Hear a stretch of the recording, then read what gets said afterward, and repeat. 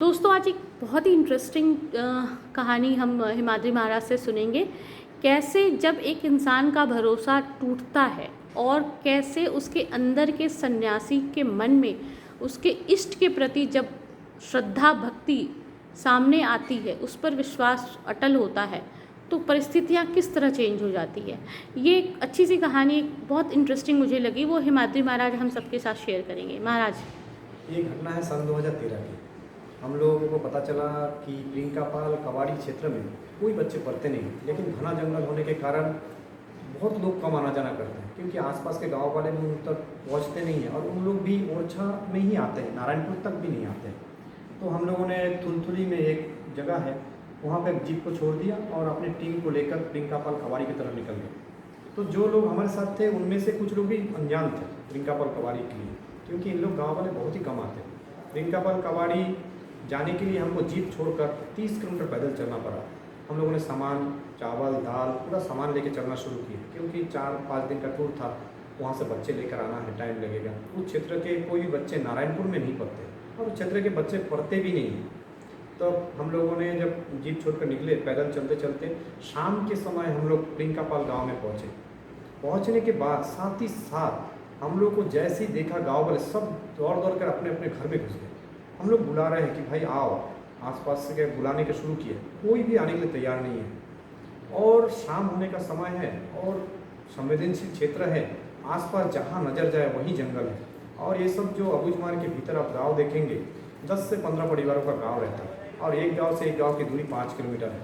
और हम लोग जाए भी क्या, हम लोग जहाँ से जीप छोड़ के आए 30 किलोमीटर पैदल आ गए थे। अभी गांव वाले कोई बात करने के लिए तैयार नहीं और उनके हर घर में गांव में तीर धनुष सामने लेके खड़ा हो जाते हैं। और ये सब बात, कई सारे बात इन गांव के बारे में गांव वाले से पता चला था पहले ही कि ये गांव वाले किसी की बात सुनते नहीं हैं। इन सब बातों को सुनकर हमारे साथ जो लड़के थे उनको लेके मुझे कुछ चिंता हुई कि अब रात को कहाँ रुके। मन बहुत टूटा हुआ था कि इतना भीतर आगे वापस भी जाना मुश्किल नहीं है और ये गाँव वाले भी अपरिचित हैं। तो उनके गांव की जो गोटुल में है, हम लोग गोटुल में सामान वामान रखने के बाद चुपचाप शांत होकर बैठ। महाराज, ये गोटुल क्या होता है? गोटुल एक ऐसा गांव का एक बीचों बीच एक घर बनाया जाता है, जिसमें छीन पत्तों से छाया जाता है और मोटा मोटा बल्ली दे के बनाया जाता है।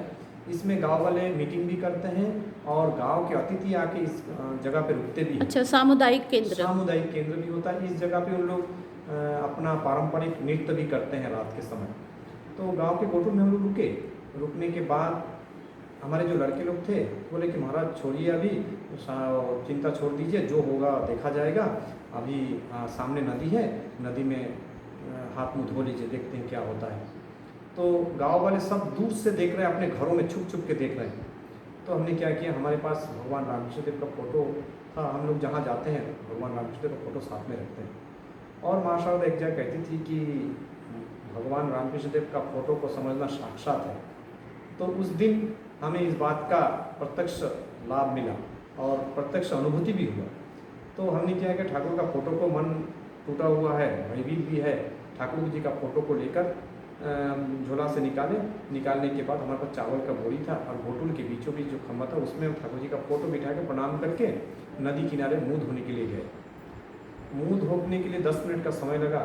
10 मिनट समय बाद जब मैं वापस गोटुल की तरफ आ रहा हूँ, आके देखता हूँ चारों तरफ से गांव वाले बाहर निकल के हमारे लिए एक उनका जो चारपाई रहता है, खाट, वो भी लगा दिए।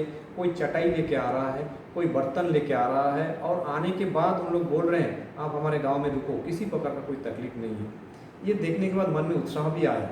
आने के बाद आपने ठाकुर को कुछ कहा था वहाँ टांगते वक्त? ठाकुर को कहा था, ठाकुर तुम जो इच्छा तुम ही करना, तुम्हारे नाम लेके जंगल के भीतर निकला हुआ, तुम ही हमको लाए हो, जो करना है तुम ही करना। ये बोलकर मैं मुंह धोने के लिए गया था। आके जब ये घटना देखा तो मुझे बहुत आश्चर्यचकित लगा। फिर हम लोग चॉकलेट वगैरह कुछ लाए थे, सब बच्चों को, गाँव वालों को चॉकलेट वगैरह दिए और रात को वहाँ पे हम लोग खाना बनाए। कुछ गाँव वाले भी हमारे साथ खाना खाए। खाना खाने के बाद हम लोग सवेरे उस गाँव में रुकने के बाद सवेरे उससे और 12 किलोमीटर और अंदर के जंगल में गए, प्रिंकापाल कवाड़ी हिकुल तक चले गए।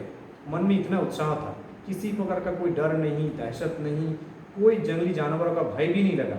मैंने भय का घना चादर ऐसा हटा कि उस गांव से 12 किलोमीटर दूर गए, बच्चे लाए, और लाने के बाद भीतर के जंगलों के रास्ते से हम लोग अपने जीप के स्थान पर पहुँचे हैं। लेकिन एक चीज़, उन लोगों ने जिस गांव में ठहरे थे उस गांव से हमें बच्चे तो पढ़ने के लिए नहीं मिले, पढ़ाने के लिए, लेकिन उस गांव में एक बच्ची मिली।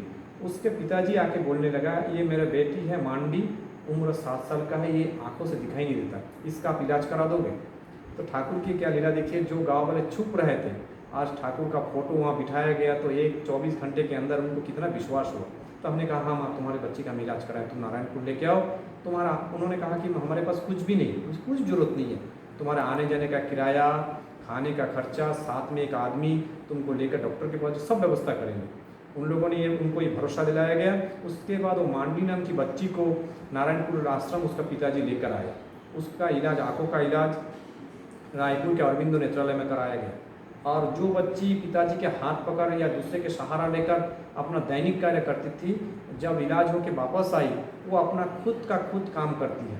उसके बाद जब वो बच्ची गांव में गई, अभी सन 2017-18 के बाद से उस गांव से, हिकुल से, प्रिंकापाल से कुछ बच्चियाँ पढ़ने के लिए आना शुरू किया।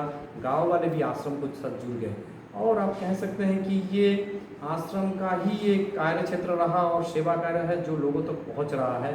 और हम लोग कई जगह हम लोग देखे हैं, हमारे जाने से पहले ही आश्रम का सेवा कार्य का जानकारी उनको पहले से ही पता चल जाता है। और हम लोग सोचते हैं कि इस गांव में उससे कैसे आपको कुछ फ़ायदा होता है महाराज, कन्विंस करने में कि शिक्षा के प्रति जागरूकता समझाने में कुछ सुविधा होती है? हाँ, उससे क्या होता है, आश्रम इतने 35 साल से आश्रम यहाँ पे कार्यरत है और विभिन्न क्षेत्र में, हॉस्पिटल के क्षेत्र में, पढ़ाई में, एग्रीकल्चर में। तो अब देखा जाता है कि अबूझमाड़ के जो 210 गांव अबूझमाड़ के भीतर निवासरत है, उनमें से कोई ना कोई आदमी किसी न किसी प्रकार से आश्रम से कोई ना कोई लाभ लिया है। उन लोग जाके गांव में बताते हैं। लेकिन हम लोग सोचते हैं इतना दूर है, लेकिन उन लोग किसी भी प्रकार से हमारे आश्रम में आते हैं और किसी भी व्यक्ति को लाभ ले रहे हैं। Thank you Maharaj, thank you हमारे साथ शेयर करने के लिए।